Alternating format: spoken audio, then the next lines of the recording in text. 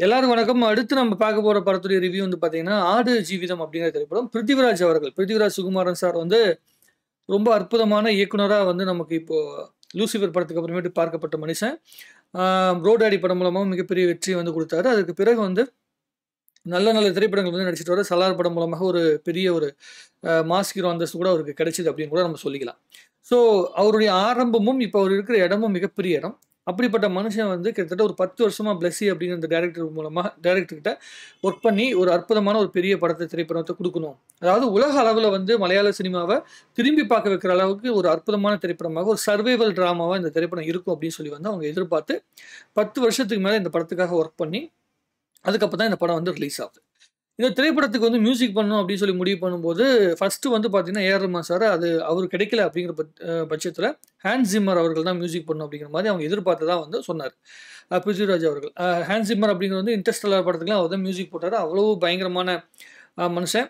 So ரொம்ப ஃபேமஸான music director வந்து ஹாலிவுட்ல. அவர வச்சு தான் மியூசிக் பண்ணணும். ஏன்னா குளோபல் லெவல்ல இந்த படம் ரீச் ஆகணும்.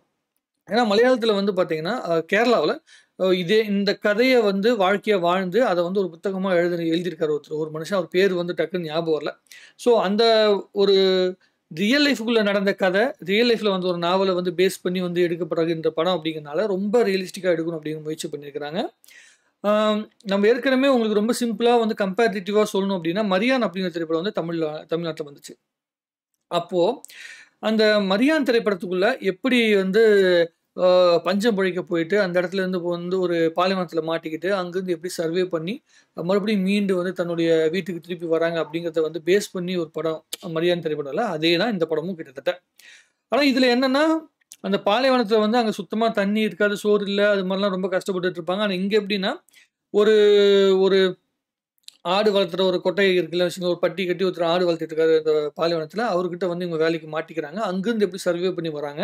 2 வருஷம் அந்த பாலைவனத்துக்குள்ள எப்படி கஷ்டப்பட்டாங்க அப்படிங்கிறத பேஸ் பண்ணி வந்து இந்த படம் எடுக்கப்பட்டிருக்குது. இந்த படத்துல வந்து நம்ம குறிப்பா கவனிக்க வேண்டிய விஷயம் வந்து, எல்லா சர்வைவல் டிராமா, அதாவது வந்து தப்பிச்சு வருகின்ற, அதாவது மீண்டு வருகின்ற இந்த மாரி கதை எடுக்கப்படுகின்ற எல்லா படங்களுமே, ஒரு காதல் ஓரியன்டடான படம் வரும். அதே மாரி காதல் ஓரியன்டட், அதாவது குடும்பத்த வந்து பேஸ் பண்ணி குடும்பத்த மைண்ட்ல வச்சுக்கிட்டு தான் அவங்க மீண்டு வருவாங்க. அது எல்லா படங்கள்லயும் வந்து காமனா தான் இருக்கும். ஆனா, இந்த படம் விஷுவலா எடுக்கப்பட்டிருக்க விதம், அந்த பாலைவனத்தில இருக்கிற அந்த மணற் புயலா இருக்கட்டும், பாலைவனத்தில எடுக்கப்படுகிற விஷயம், அந்த ஆடு மேய்க்கிற அந்த அந்த லுக், இது எல்லாமே ஹாலிவுட் தரத்தில அற்புதமாக சினிமாட்டோகிராஃபி பண்ணியிருக்கிறாய்ங்க. பிக்சரைசேஷன் சூப்பரா பண்ணியிருக்காங்க. ஏஆர் ரஹ்மான் சார் வந்து மியூசிக் அவரால எவ்வளோ தூரம் பெர்ஃபெக்ட்டா பண்ண முடியுமோ ரொம்ப அற்புதமா, சூப்பரா பண்ணியிருக்கிறாரு. இந்த படம் ஒவ்வொரு வாட்டி பார்க்கும்போது தனக்கு குடுக்குற அந்த ஃபீல் இருக்குல்ல, அந்த ஃபீல் வந்து இன்னும் பத்தலைன்னு சொல்லி 3 வாட்டி வந்து இந்த படத்துக்கு மியூசிக் பண்ணியிருக்கிறதா ஏஆர் ரஹ்மான் சார் சொல்லியிருக்காரு. ஸோ, அந்த அளவுக்கு இந்த திரைப்படம் வந்து ஒரு ஒரு நல்ல திரைப்படமாக, ஒரு சர்வைவல் டிராமாவா வந்திருக்குது. ஆனா என்ன ஒரு பிரச்சனை அப்டின்னா, ஏற்கனவே இந்த மாரி சர்வைவல் டிராமாவ நம்ம பார்த்துருக்கோம். மரியான் படம் மூலமா பார்த்துருக்கோம்.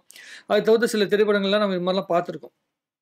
இதுல என்ன வந்து நமக்கு ஒரே விஷயம்னா, இந்த திரைப்படம் வந்து நல்ல திரைப்படமா எடுக்கப்பட்டிருக்கு. நெறைய அவார்டு வாங்கும். ஆனா, இது வந்து இந்த நேரத்துக்கு சரியான திரைப்படமா அப்டிங்கிறது தான் ஒரு கேள்விக்குறியா இருக்குது. படத்துக்கு கொடுக்கப்பட்ட ப்ரமோஷன் வந்து எல்லா ஸ்டேட்லயுமே ரொம்ப அற்புதமா ப்ரமோஷன் குடுத்துருக்காங்க.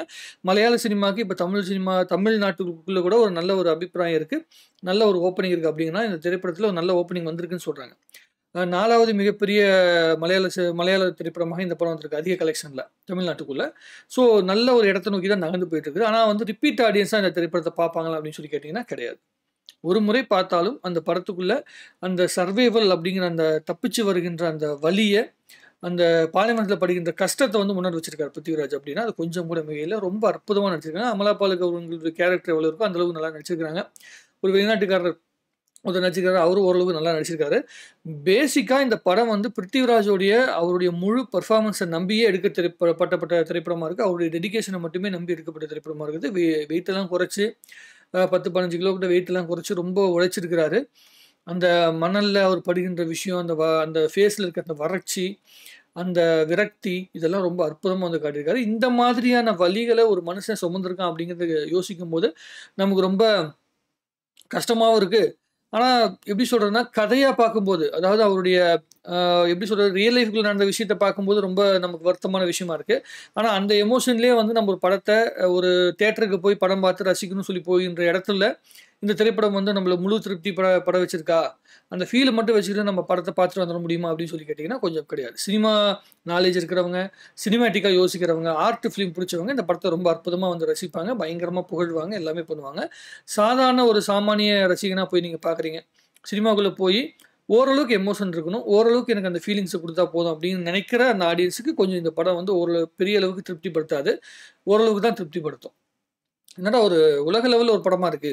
ஒரு ஆர்ட் ஃபிலிம் மாரி இருக்கு. அப்படிங்கிற மாரி ஒரு தோற்றம் தான் நமக்கு மைண்ட்ல வருமே தவிர, அவார்ட் ஃபிலிம் அப்படின்னு ஒரு வார்த்தையில முடிச்சுருவாய்ங்க. ஸோ இது வந்து ஒரு அவார்ட் ஃபிலிம். அந்த அவார்ட் ஃபிலிம்குள்ள எந்த அளவுக்கு உயிர்ப்போட கதை அம்சத்த கொண்டு வர முடியுமோ, கொண்டு வர முயற்சி பண்ணியிருக்கிறாங்க. அதற்கு வந்து பிருத்திவிராஜோட நடிப்பும், அதே மாரி மியூசிக்கும், அந்த எடுக்கப்பட்டுகின்ற அந்த ஒளிப்பதிவும் நமக்கு அதுக்கு மிகப்பெரிய அளவுக்கு வந்து பார்த்தீங்கன்னா, ஹெல்ப் பண்ணியிருக்குது. அது இந்த படத்துடைய வரவேற்பு பார்க்கும்போது நமக்கே புரிய ஆரம்பிக்குது. கண்டிப்பா ஒரு முறைக்கு மேல இந்த திரைப்படத்த பார்ப்பது வந்து மிகப்பெரிய ரிஸ்க் தான். பார்க்கறது ரொம்ப கஷ்டம். நீங்க ரொம்ப பெரிய சினிமா ரசிகரா இருந்தீங்கன்னா, இந்த படத்த 2 வாட்டி பார்க்கலாம். ஆனா சாதாரண சாமானிய ரசிகனா இருந்தீங்கன்னா, நீங்க இந்த படத்த ஒரு முறை கண்டிப்பா பார்க்க முடியும். கொஞ்சம் சில விஷயங்கள கொஞ்சம் சில இடங்கள கடந்து போகும்போது ஏன்னா ஒரு நாவல படமா பண்ணும்போது, அது கொஞ்சம் ட்ரையா தான் இருக்கும். ஸோ அது ட்ரையா இருக்கிற இடத்தெல்லாம் கொஞ்சம் நீங்க சகிச்சுக்கிட்டு படம் பார்த்தீங்கன்னா, கண்டிப்பா இந்த படத்த பார்த்து முடிக்க முடியும். இந்த படம் பார்க்கும்போதே ஒரு நாவல படிக்கிற அந்த ஃபீலிங்கோட படம் பார்த்தீங்கன்னா, உங்களுக்கு இந்த படம் பிடிக்கிறதுக்கு உண்டான வாய்ப்புகள் உண்டு. மத்தபடி இந்த படத்துல வந்து பயங்கரமா பேசுறதுக்கான விஷயங்கள் இல்ல. ரொம்ப சாதாரண ஒரு கதை. ஆனா, அது எடுக்கப்படுகின்ற விதம், அது சொல்லப்பட்ட அது உண்மையான கதையுடைய அந்த வீரியம் கொஞ்சம் அதிகம். ஆனா, உங்களுக்கு எப்படி இருக்கு? நீங்க படம் பார்த்துட்டு நீங்க உங்களுடைய கருத்து சொல்லுங்களேன். எனக்கு பார்த்த வரைக்கும் ஒரு முறை பார்க்குற அளவுக்கு இந்த திரைப்படம் இருக்கு. அதையே கொஞ்சம் சிரமப்பட்டு பார்க்க வேண்டிய கட்டாயம் இருக்குது அப்படிங்கிறது தான் வருத்தப்பட வேண்டிய விஷயம். ஆனா, ஒரு நல்ல திரைப்படம் பிருத்திவிராஜ் அவர்களுக்கு நெறைய அவார்டு கிடைக்கிறதுக்கு உண்டான வாய்ப்புகள் ரொம்ப ரொம்ப அதிகம். மியூசிக் எல்லாமே ரொம்ப நல்லா பண்ணியிருக்காங்க. ஸோ பெரிய பெரிய இடத்துக்கு இந்த திரைப்படம் போய் சேர்ந்து, பல நாடுகள்ல போய் அவார்டு வாங்கணும் அப்படின்னு நான் எதிர்பார்க்கிறேன். மத்தபடி உங்களுடைய கருத்த வந்து கமெண்ட் எழுதுங்க. இன்னும் நெறைய பேசுவோம். நன்றி. வணக்கம்.